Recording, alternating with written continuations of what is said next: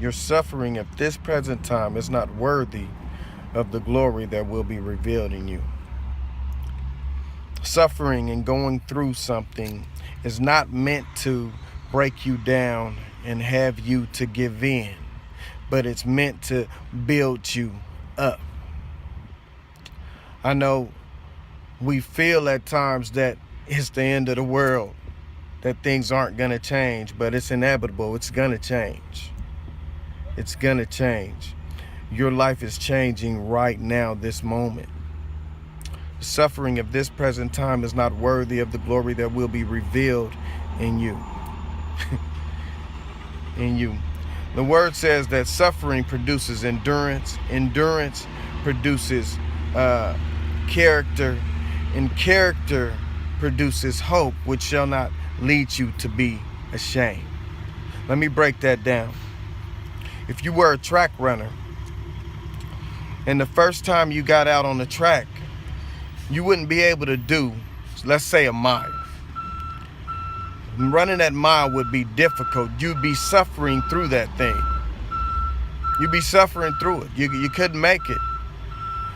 But as you would practice and practice, your suffering, you're going through it, it becomes easier. It's easier for you to run that mile, that race. God has us running a race. We have to run our own race. And as you're running and building yourself up, you increase your endurance. You strengthen your endurance. And so your endurance being better, the next time you run that mile, it's better. And the next time you run it, it's better, and it gets better and better and easier each time. Which, after that, it gives you character. I know I can win this race. I know I can run this race. I know I can do it because I've been doing it. I've built up. So now I'm more confident. My character is even better than it was when I started. When I started, I may have been, I just can't do it. I can't do it. I can't make it through. I'm having a hard time. I could barely do a lap. How am I going to do 4 laps? I can't do a mile.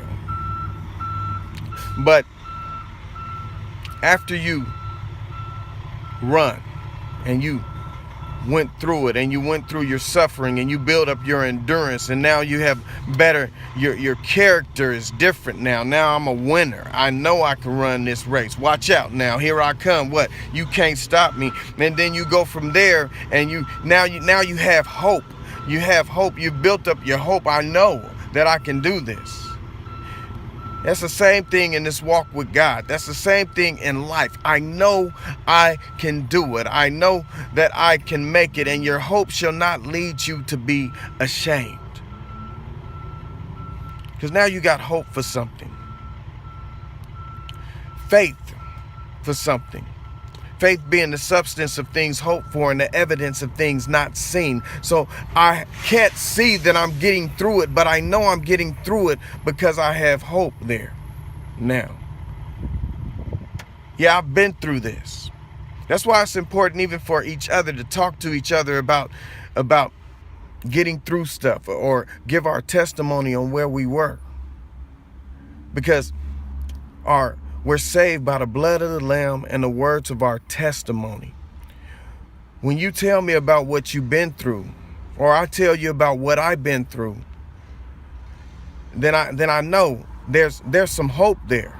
I have a chance. God has no respect to person. So if he brought you through it, he'll bring me through it. No, nobody's perfect.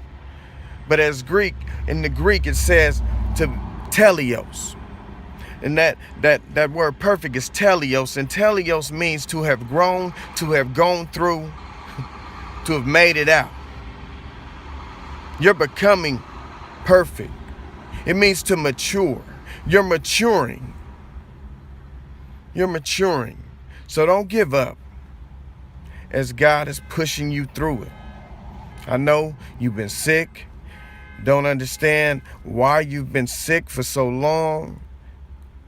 I know that you've had a certain condition, but You know, God has no respect of person.